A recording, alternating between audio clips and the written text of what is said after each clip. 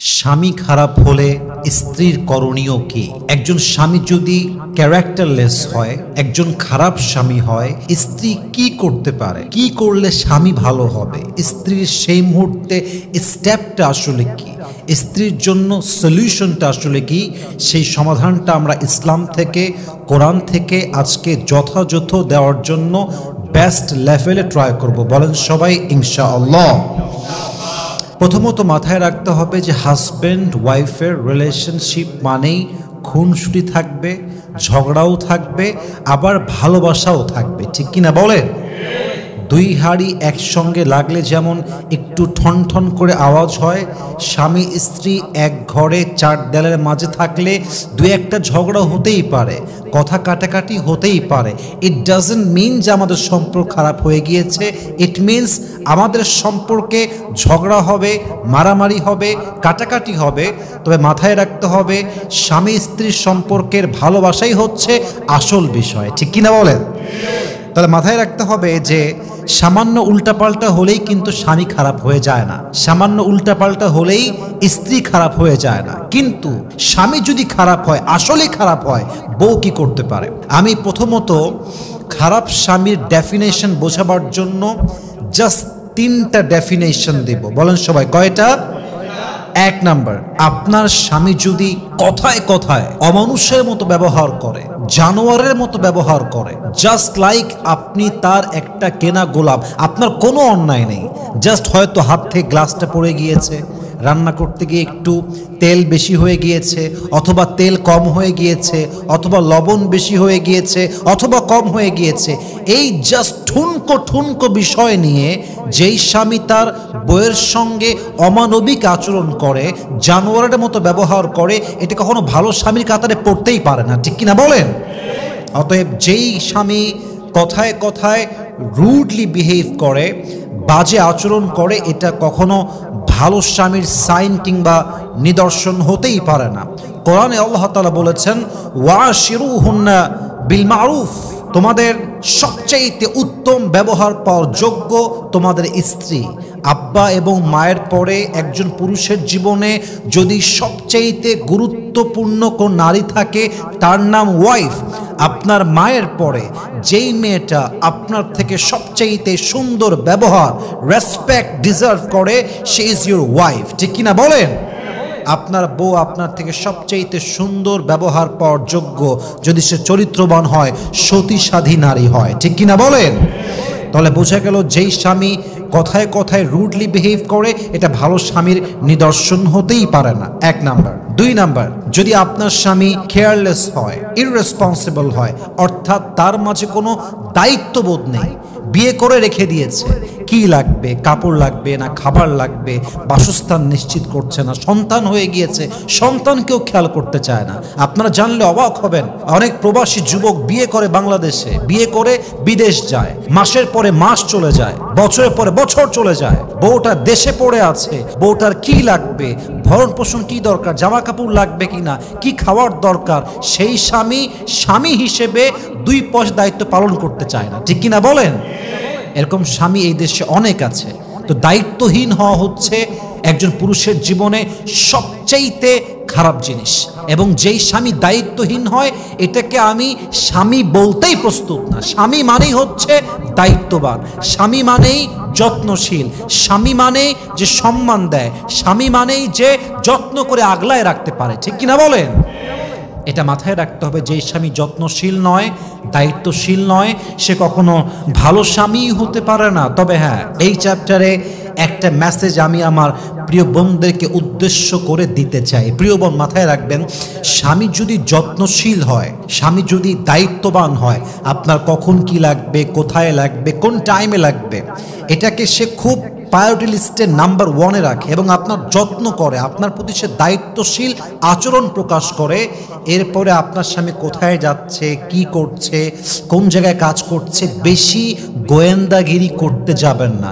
আপনার স্বামী আপনার সঙ্গে ঠিক মানে পুরো জগৎটাই ঠিক, ঠিক কিনা বলেন?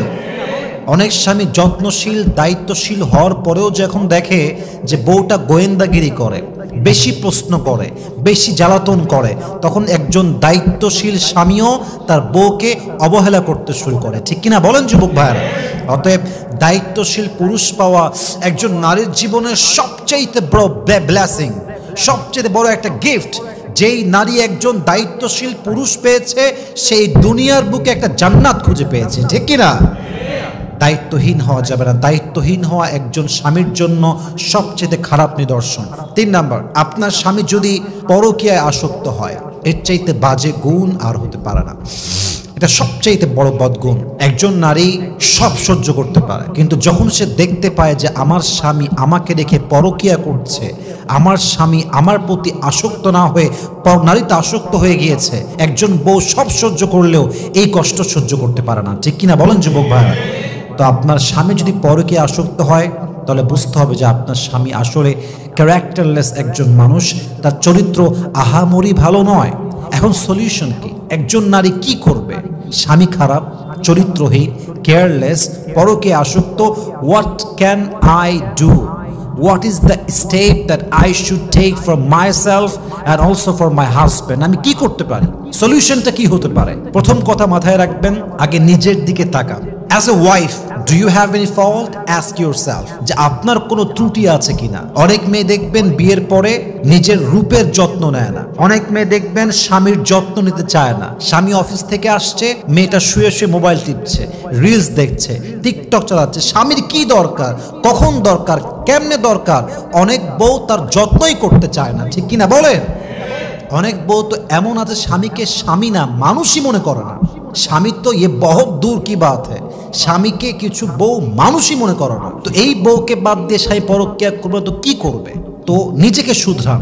নিজে ভালো তো জগৎ ভালো, নিজে ভালো তো সবাই ভালো, নিজে খারাপ তো সবাই খারাপ। ঠিক কিনা বলেন?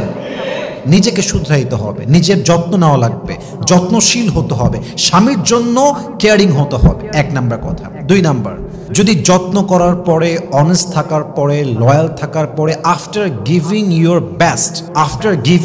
বেস্ট এফোর্ট সব দিয়ে দিয়েছেন, তাও হচ্ছে না, তখন মাথায় রাখবেন মুরব্বি দিয়ে বোঝাবেন, আলেম দিয়ে বোঝাবেন, স্কলার দিয়ে, এলাকার ইমাম দিয়ে, খতিব দিয়ে, কোনো মাধ্যম দিয়ে হলেও স্বামী যার কথা শোনে তাকে দিয়ে বোঝাবেন, নরম ভাষায়, নরমভাবে, টেকনিক্যালি। এত কিছুর পরেও যদি স্বামী না শুধরায়, তখন জাস্ট একটাই সলিউশন, তাহাজ্জুদের জায়নামাজে দাঁড়িয়ে স্বামীর জন্য দোয়া করবেন যে আল্লাহ, আমার স্বামীকে তুমি চরিত্রবান বানায় দাও। আল্লাহ, আমার স্বামীকে আমার চোখের জন্য শান্তির কারণ বানায় দাও। আল্লাহ, আমার স্বামীর ভিতর থেকে সে যে পরনারীতে আসক্ত হয়ে গিয়েছে, তাকে হেফাজত করে তাকে হালালভাবে স্ত্রীর প্রতি আসক্ত হওয়ার তৌফিক দান করো। আল্লাহ, আমার স্বামীকে তুমি যত্নশীল হওয়ার তৌফিক দান করো। আল্লাহ, আমার স্বামীকে তুমি দায়িত্বশীল হওয়ার তৌফিক দান করো। যদি আপনি দোয়া করতে থাকেন এবং দোয়া করে যেতেই থাকেন, হতে পারে আপনার দোয়া একদিন কবুল করবে একজন। বলেন সবাই, তিনি কে? কিন্তু মাথায় রাখতে হবে, স্বামীর ঘর ছাড়ার চিন্তা করা যাবে না। যতক্ষণ পর্যন্ত স্বামীটা আপনার ভরণ পোষণ দিচ্ছে, আপনার প্রতি পরিপূর্ণ না হোক, অন্তত 70 ভাগ, অন্তত 50 ভাগ দায়িত্বশীল আছে, প্রিয় বোন, this is my humble request, এই সংসার আপনি ছাড়বেন না। মাথায় রাখবেন, সংসার কখনো আপস হয়, কখনো ডাউন হয়, কখনো উঁচুতে যায়, কখনো নিচে নামে। আর সেই বুদ্ধিমান যে সংসার যখন নিচে নেমে যায়, ওটাকে শক্ত করে ধরে সামনে যে নিয়ে যায়, সেই তো আসল বুদ্ধিমতী নারী। ঠিক কিনা বলেন? আপনি এই স্বামীর সংসার ছাড়বেন, আরেক জায়গায় বিয়ে করবেন ডিভোর্স নিয়ে, সেই স্বামী যে ভালো হবে, where is the guarantee? Give me the guarantee. লিখে দেন আমাকে যে আমার অমুক স্বামী, ওকে বিয়ে করবো, সে অনেক ভালো হবে। There is no guarantee of it. অতএব যেখানে আছেন, যদি কিছু ভালো দিক থাকে এই সম্পর্কের, প্লিজ ওগুলোকে নিয়ে বাঁচেন, ওটাকে আরও ডেভেলপ করা ট্রাই করেন, স্বামীকে যত্ন নেওয়া ট্রাই করেন। আমার মনে হয় একজন স্ত্রী যদি অনেস্ট হয়, লয়াল হয়, যত্নশীল হয়, স্বামীর জন্য নিবেদিত প্রাণ হয়, একজন প্রকৃত পক্ষের পুরুষ কখনো সেই স্ত্রীর হাত ছাড়তেই পারে না। ঠিক কিনা বলেন? আর যেই স্বামী এত কিছুর পরেও হাত ছেড়ে দেয়, বুঝতে হবে এটা কোনো মানুষের বাচ্চা নয়, এটা একটা অমানুষ, এটা একটা জানোয়ার। ঠিক কিনা বলেন? আল্লাহ প্রত্যেকটা মেয়েকে যে স্টেপগুলো বললাম, নিজেকে শুধরাবেন, অন্যকে দিয়ে বোঝাবেন, মুরব্বি দিয়ে বোঝাবেন, আলেম দিয়ে বোঝাবেন, সব কিছু করা শেষ, অলওয়েজ তাহাজ্জুদ পড়ে দোয়া করতে হবে এক সত্তার কাছে। বলেন সবাই, তিনি কে? আল্লাহ প্রত্যেকটা স্বামীকে যত্নশীল স্বামী হওয়ার তৌফিক দান করুক। বলেন সবাই আমিন। এবং যেই যুবকরা আমাকে দেখছেন, শুনছেন, ফেসবুকে দেখবেন, ইউটিউবে দেখবেন, this is the last message for every young people, for all the husband in the world. মাথায় রাখবেন, আল্লাহর কাছে সবচাইতে উত্তম বান্দা হচ্ছে সেই বান্দা যে তার বউয়ের কাছে ভালো। বউয়ের কাছে যে সেরা, সে আল্লাহর কাছে সেরা। আল্লাহর হাবিব বলেছেন, একজন পুরুষের জান্নাতে যাওয়ার জন্য বাবার সার্টিফিকেট লাগবে না, মায়ের সার্টিফিকেট লাগবে না, বোনের সার্টিফিকেট লাগবে না। একজন পুরুষ জান্নাতে যেতে চাইলে তার বউয়ের থেকে প্রথমে সার্টিফিকেট নিয়ে আসতে হবে। ঠিক কিনা বলেন? বউ ভালো তো সব ভালো, সংসার ঠিক তো পুরুষের জীবনে সব ঠিক, সংসার শেষ তো পুরুষের জীবনের ক্যারিয়ারটাই তো শেষ হয়ে যায়। ঠিক কিনা বলেন? আল্লাহ প্রত্যেকটা স্বামীকে কথাগুলো মানা বোঝা এবং আমল করার তৌফিক দান করুক। সবাই আমিন।